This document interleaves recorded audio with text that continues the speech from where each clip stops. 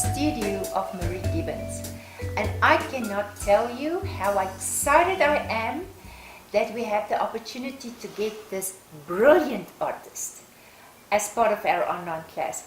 Marie, thank you so much for putting yourself out there, not just for us in the online classes, but also for the world out there to learn from you.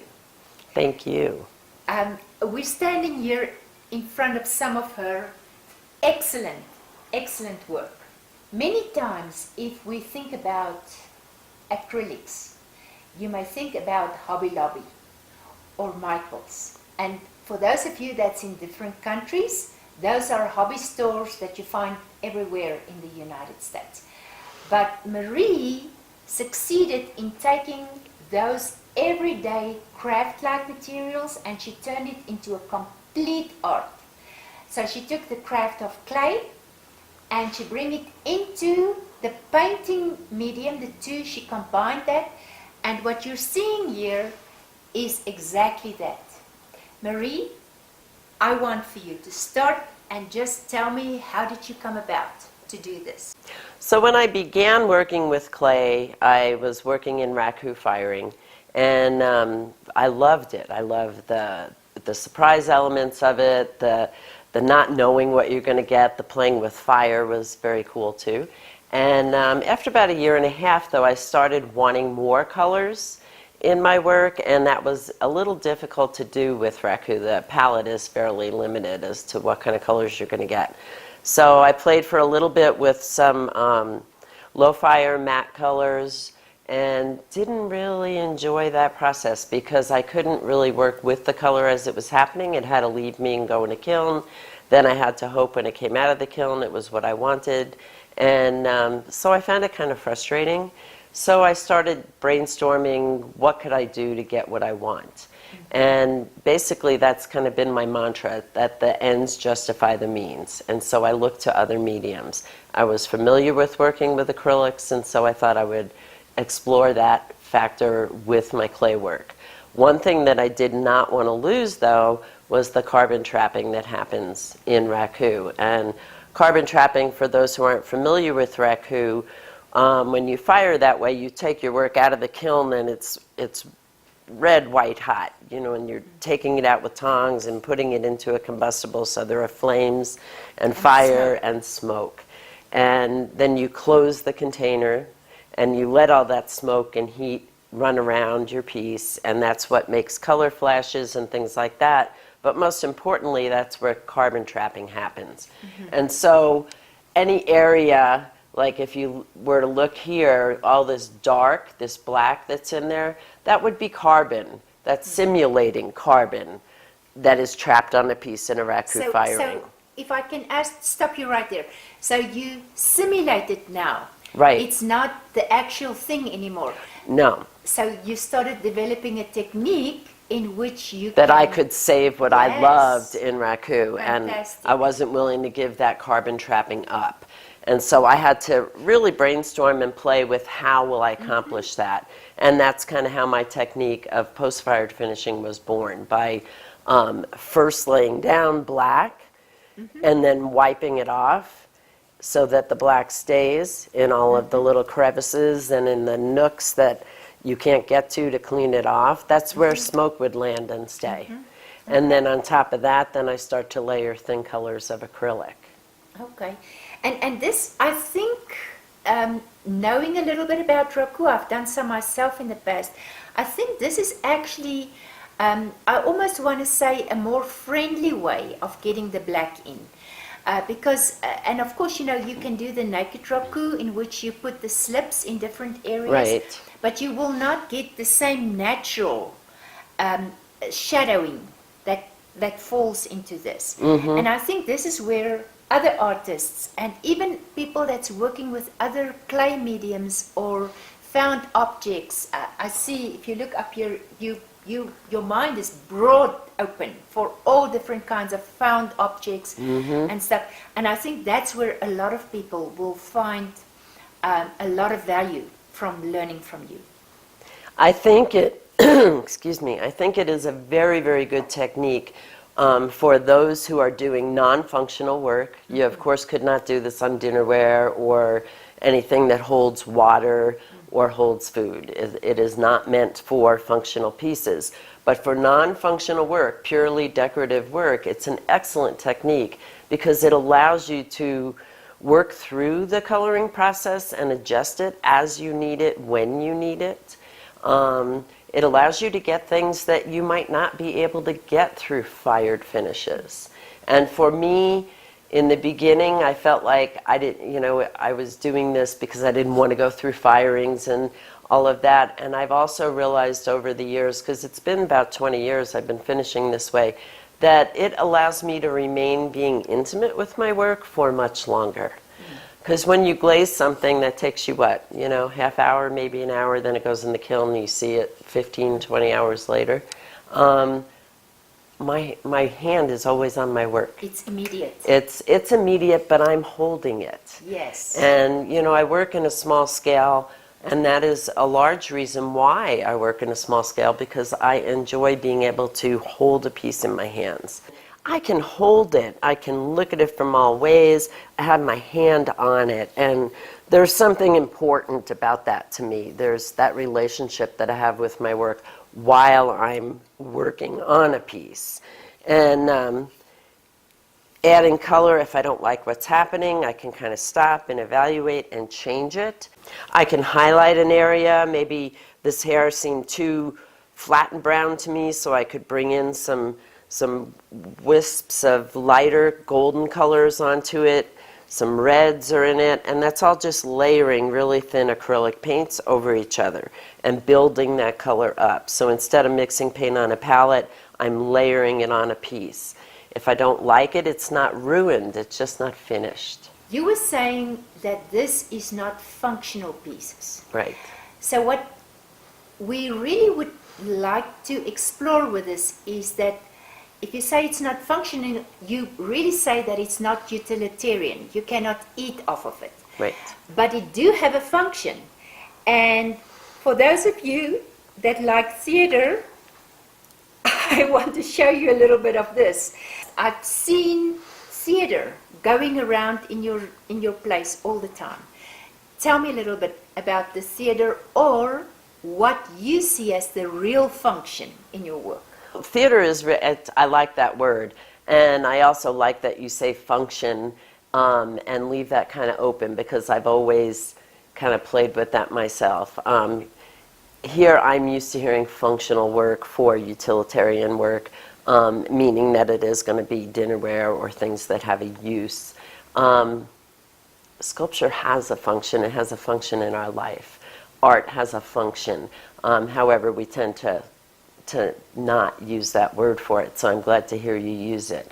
As far as that aspect of theater, I think that comes from where my work comes from, which is kind of observing life around me. Different things that I'm experiencing, or someone close to me, or even maybe someone I met on a bus that I got to have a conversation with that shared something with me that makes me think about that and need to process that.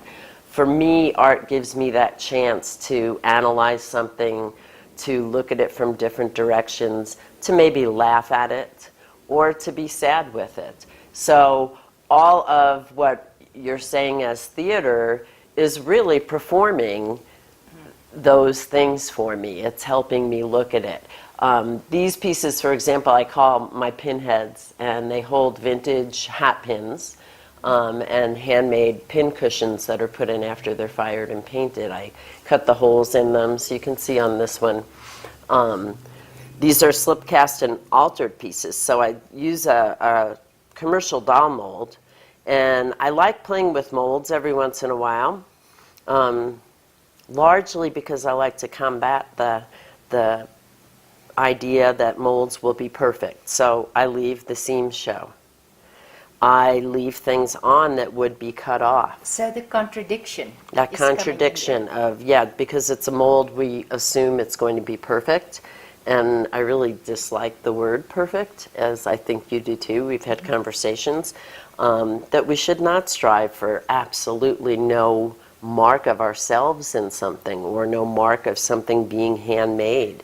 So when I take the piece out of the mold, I'll then alter it. Sometimes I totally change the piece. If you look at this piece, this is the sprue on the torso that should be cut off. That's where we pour into the mold. I tend to leave them on because I think they make nice collars. I give them nice little turtlenecks And it kind of and gave, long neck. depending on what you see about it, but what I see there, I immediately see somebody meditating.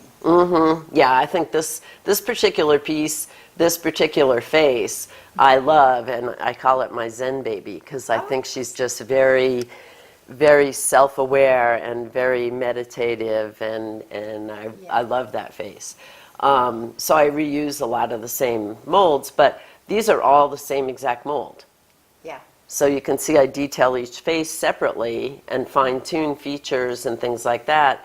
So they all end up having their own personality. They look like maybe they're siblings, but they don't look like the exact same mold, but they are. So these pieces in particular, when I was creating these, it was a time when I had, like, I was multitasking to the max, and so you always have these little voices, don't forget this, don't forget that. That's what actually the pins are about. It's that little poke to remember. The different parts of your brain that you might keep. You know, I've got to do this at home. This has to happen at the studio. My daughter needs help with that. It's all those little pokes. The little nuances in right. life. Sometimes maybe it's a poke to the heart, something that you feel. So that's really what the pin heads are about. And I've had people go, oh, you're poking pins in babies' heads. And it's like, well, that's a literal thing of what you're seeing. But there is that theater aspect that you're asking me about. All those pins that I saw makes me think of history. It makes me think of the influences that people and society have on children. So, you know, you may have one story to it, and immediately another story is busy developing around that. Tell me, where do you get all these pins from?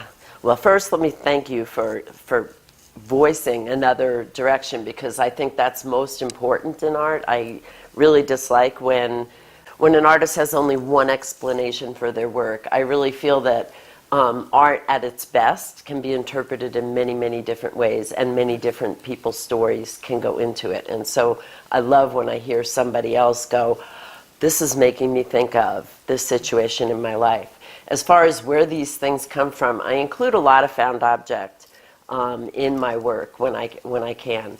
And one of the things that brings me the most joy about that is it brings another layer to a story. It brings a history. So when I was doing these pieces, I was getting ready for a big solo show that I was having at Plinth Gallery. He asked me to do a solo show in his gallery, and this is what I decided to do, were my altered slipcast pieces.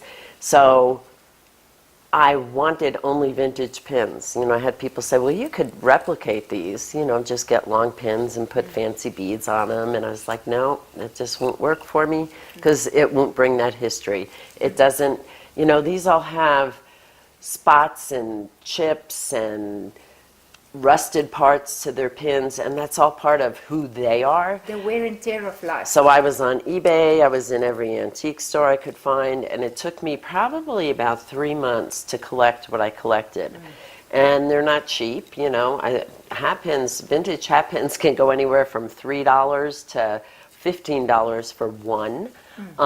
So I was, amazing. So I was crazy looking for, like, where's that little antique mall that's going to have a pin cushion that has 20 of them in it, and they only want $8 for that, you know. So I was striving for things like that, but it did take me quite a while. And then what always happens too, which I love about my community and my collectors and people that follow my work, as soon as people start seeing what I'm doing, then I'll get the emails or the phone calls, you know, my grandma had hat pins and I have an envelope of them somewhere, do you want them? Wow. And so then people help add to my cause. So, and you know what it does? It brings the art from outside in, and then they don't realize how they contribute to the art. Even if you were to look at my collection of organic things that I collect wasp nests and bird nests, and if someone gives me flowers, I love them and they're beautiful, but I can't wait for them to dry out, and just have them there. I've come to my studio in the morning and found a big wasp nest right outside my door with a little note that says, "We cut this down this past week and thought you might like it." Like you're saying, it makes somebody who would never give a second thought to that wasp nest go, "I know an artist who collects that stuff," and they start to look at it differently. So, and isn't that our job as an artist anyway? So That's exactly. I didn't make it, but I include it in things. I didn't create it, but I honor it. And your observation of it is big. I want to get to the second thing that you mentioned a little earlier. You said that you hold on to your work. For anybody that stands on the outside, it may sound like you're saying, "I am controlling it from the beginning to the end." But I don't think that's what you said. I think you said that you manipulate it and then the piece start flowing like life would flow. Can you give me a little bit more about that? Yeah, absolutely. What you're saying is really what I do feel. I have a relationship with a piece, so it's not holding it so nothing can happen to it or so I can keep it and control it, but I feel it, and I can feel how the clay feels. I can feel if it feels like it's going to want to move in a direction, and I'm trying to make it move in another direction and it doesn't want to move that way. I can feel those things and I can listen. And I think that's what's one of the things I love about clay is very much like life. You can have an intention to travel in a certain direction, but then you hit a roadblock or the car doesn't start or something that makes you change route. And that doesn't mean that that trip is going to be bad. It's going to be different because of circumstances.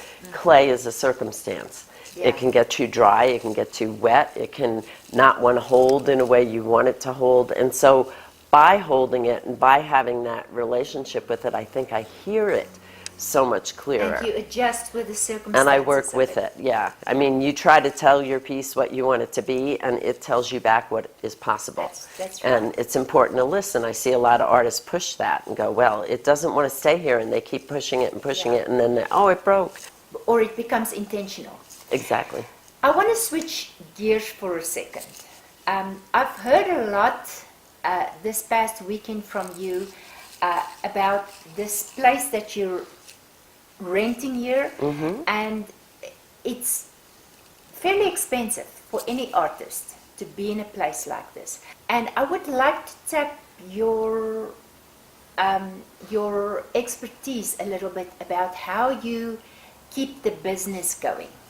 So when we requested an online class from you, you were immediately ready to do that. I kind of get the idea that you are willing to take the art in all different directions. I know that you're teaching in schools. I know that you teach in other mediums. You showed me some of the, for the person that walks in and that just wants to touch onto the experiences. Tell me about that. How do you pay for this building? I've always had the rule since I started being out publicly with my work, you know, out in a public, or not even in a public studio when I was working at home, that art had to support art. We weren't in a position where I could take my husband's income and we could live off of that at home and then he could pay me a little rent someplace or buy my art supplies. Art had to be able to fund art. So if it couldn't do that, it couldn't happen. And I wanted it to happen. So that meant that I had to really think about how can it support itself. So that meant maybe selling art, that's the obvious. It also brought in other elements. I'm a self-taught artist. How did I learn? I went to workshops. I worked with other artists, I took classes, I looked into as much as I could, I bought books, I did, you know, self-educated. And so because of that, I also felt karma-wise, I owed it back. I owed it back to the community that helped nurture me and helped teach me, and that was an important thing that I needed to return that. So teaching started to come in. Started very simply, like being a little guest art class where my kids were in school, in their classes. Then from that, started to get requests to come to different schools and different places to teach, and eventually teaching in the place where I first took classes, the Arvada Center. So that's kind of where I started. All the while working at home. I mean, and not in perfect studio spaces. I worked on a coffee table in my living room for 6 years with little kids and big dogs and swoopy tails, and made it work because I wanted to do my work. Then we built a shed in my backyard that we converted into a studio, but ran out of money before we could get electric back there, so I was still in and out of the house. But I did have a space that I could kind of be alone in for a while. But I wanted to be able to teach from my own space, and that's what prompted me into renting a studio space, because it was just too difficult to try to do that and feel professional at home, especially when you have little ones at home and yappy little dogs, and you have to make sure the house is clean in case people have to go in and use your bathroom, and all of those elements just added a lot to things. So I started to look for a space to rent. This is the second space that I've rented. I used to be about a mile east of here, and just moved. It'll be 2 years in December that I've been in this space. But again, that was even more important, because it wasn't like, well, I can make do with the paints I have. I don't need new paints. I have monthly rent to pay now. So the neighborhood that my first studio was in, it was like a little art district, and on First Fridays they had an art walk. So the first month that I was there, I knew, well, it's important for me to be present in my studio for that art walk. And so I just kind of hung out, and people maybe poked their head in, and I really didn't work on anything, because any big serious piece I have a hard time working and talking on. Cannot walk and chew gum at the same time. No, I can do little nonsense things or things I've done 100 times, but if I was working on a very serious piece, that's something I need to do kind of in private, not having a lot of interruptions. So by the second month, I started thinking I need something to keep people busy, and so I developed this thing that I do that I still do now 12 years later, called mini shops. So I wanted something that would bring people in and get them involved in what I do. So I came up with this idea of mini shops, and what that is just small objects that are worked solid, so they had to be small, otherwise I'd be blowing things up in my kiln, and that you could come and pay $10. It takes about 30 or 40 minutes. You come sit at my table. I have all the clay, have little round balls of clay that I give everybody. All my tools are out, and I guide how do you make a dog. Every month we do different objects, so everyone's doing the same thing. And so I would just show how you take that round ball and kind of squish it and pull for legs and pull up for a head, and then how you can detail and use texture tools, and people would make that object. Then they'd leave it with me, I fire it, and I do my black wash on it, so when they get it back, it's just a little black and white piece.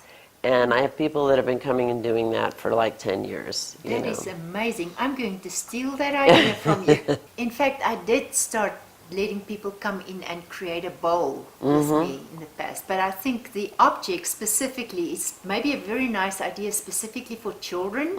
Children, adults, I get such a mix. I get more adults than children, to be honest. And adults are sometimes children. That's when we're at our best, I think, when we're doing that. So and all the things that I work out, I would test them first. So now I have a big repertoire of different items that'll work. Birds, crabs we do in July.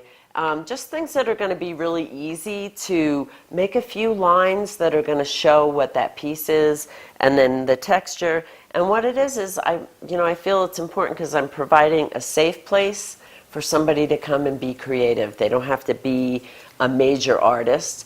Some people have never even touched clay since grade school, and they're in their 50s, Or if they ever touched or never at all. Yeah. Some people are clay artists that come, and so people work to their own skill level, but everybody ends up walking out with a beautiful piece that's done.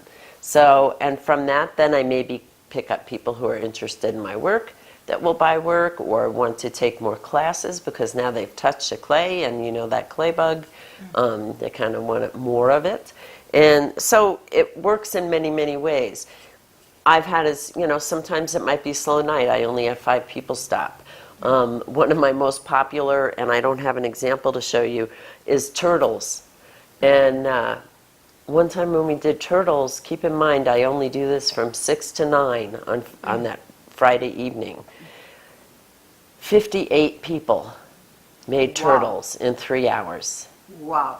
58. That's keeping you busy for that time period. I went home very tired that night. Marie, we have to start wrapping up here, but I have 3 questions still for you. The first one is that I would like for you to show me some of your publications, because for those of you that don't know Marie, she's fairly well publicized in the past. That's the first thing. And then the second thing, I would like to know, how did you experience the online class? The recording, how did you experience it? So there's many times this question about what is art, what is craft, and at what point is craft crappy, and at what point does craft become art? What would you say? Well, I think what we have to remember is craft has become a very generalized term for us, probably in the last, 20, 30, 40 years. But if you go back, think of Frank Lloyd Wright, think of Tiffany with stained glass. That is fine craft. That is art, and we respect it as art and we see it.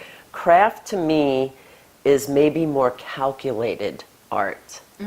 It needs its boundaries. If you're doing woodworking, you can't just, some people can, but you can't just like cut things up and glue them together and expect the table to stand straight, if you didn't measure. So there's a difference between just craft in general, where people just fool around and just play, and then there's the fine craft. Fine craft, where things really do need a little bit more finite attention, maybe. As my father did stained glass.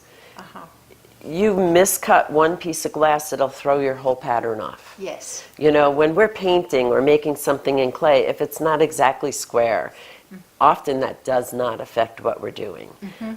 Often I feel it enhances things sometimes, because it gives us that touch of the human on it.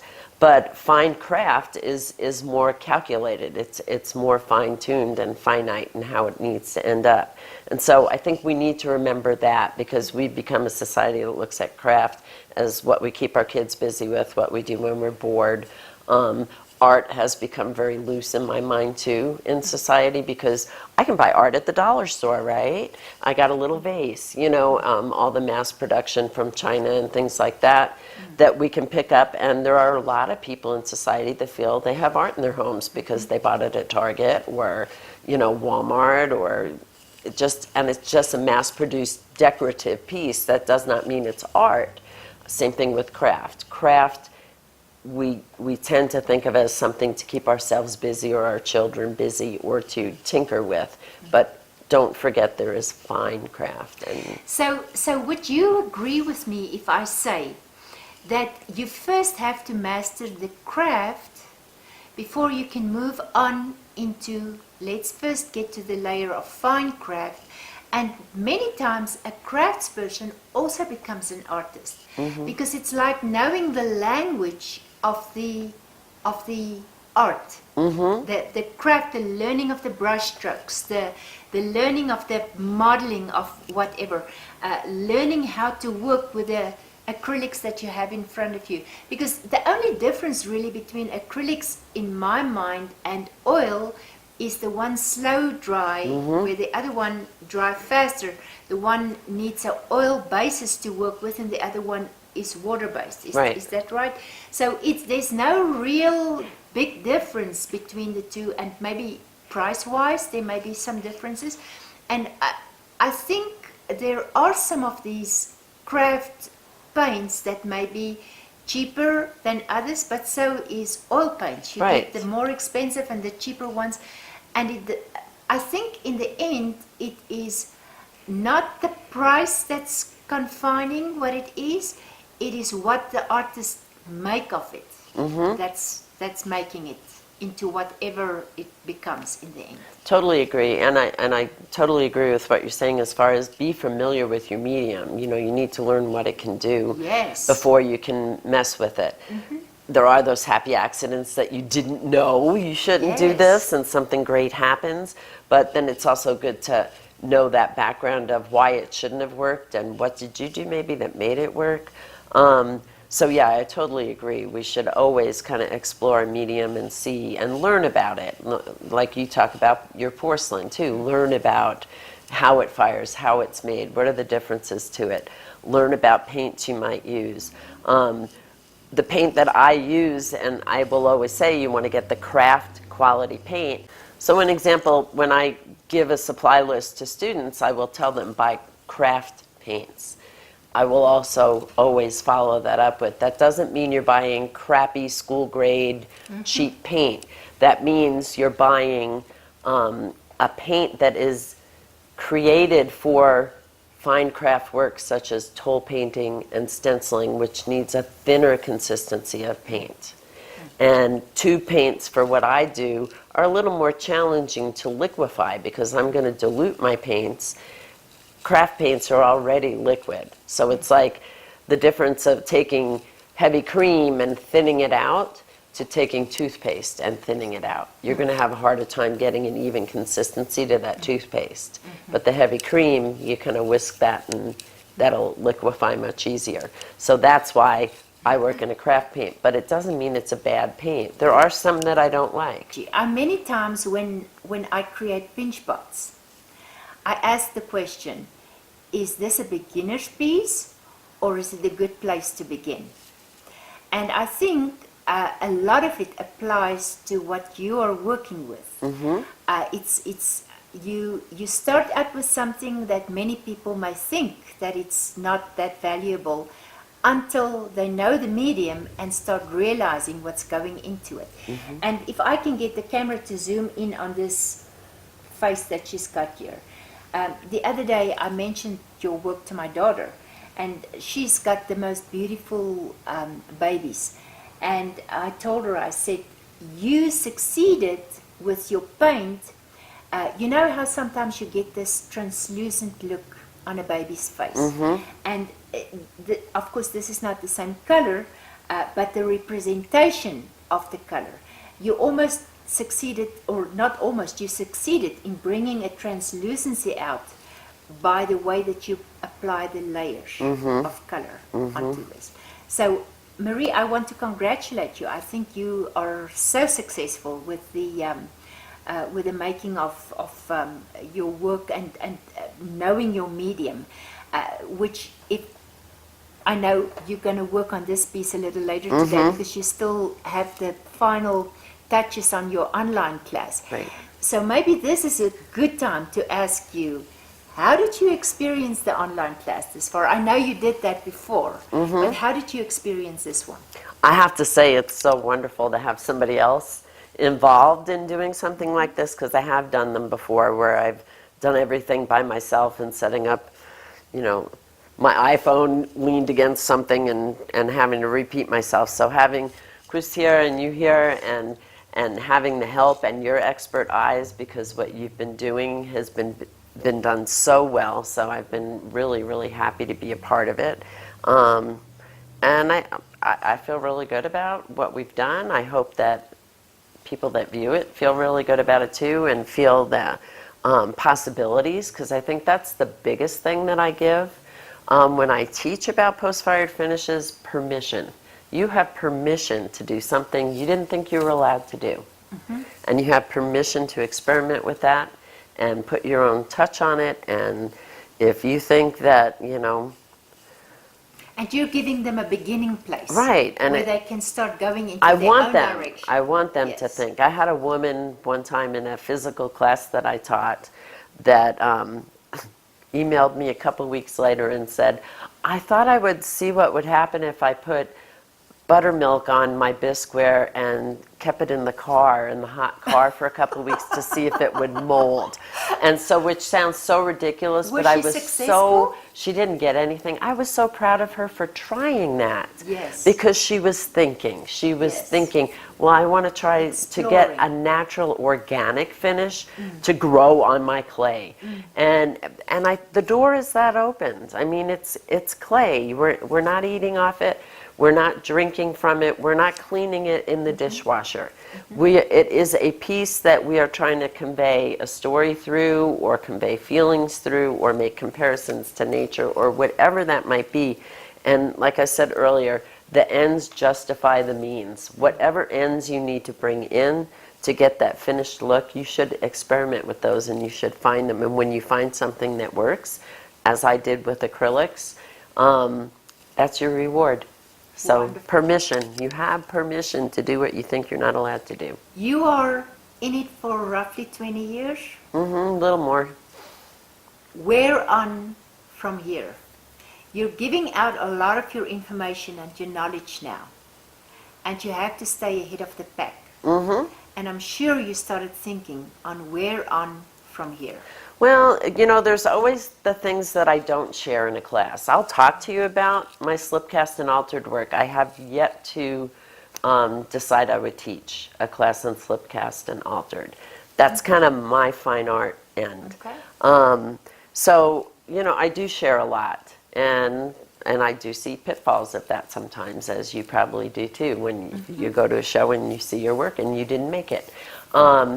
Because people have to learn over time how to put their own fingerprint on things, and sometimes people do and sometimes they don't. So I always hold back on what is truly mine and my fine art. You won't see a class listed for it. I withhold that. As far as where I'm going, I'll know when I get there. I work on what's happening. Right now I just got back from visiting my parents. My father is experiencing dementia. It's sad and it's confusing, and so I'm trying to figure out what that looks like. What that looks like to me, what that looks like to him, what it looks like to my mother. How do I do that? Back to the beginning. My theater, my narrative, my story is always influenced by what is happening around me. So it's hard to answer your question, where do I go? I don't know. Hopefully I just keep going for a long time, and there's more work and more inspiration and more opportunities to share. Well, Marie, I want to thank you for the opportunity to drink out of your cup of experiences. Thank you so much. It's such an honor to know you. It's such an honor to have you in our online class. And I think I'm going to drink out of this many, many years to come. Well, good. Thank you. You're welcome. Thanks so much for having me. It's been a pleasure. It's been great getting to know you. And this is just the beginning, right? We're going to do more classes. Yeah. I want to go forage for found objects in Mississippi. Good. Yeah. We're going to do that right there in the Delta. Okay.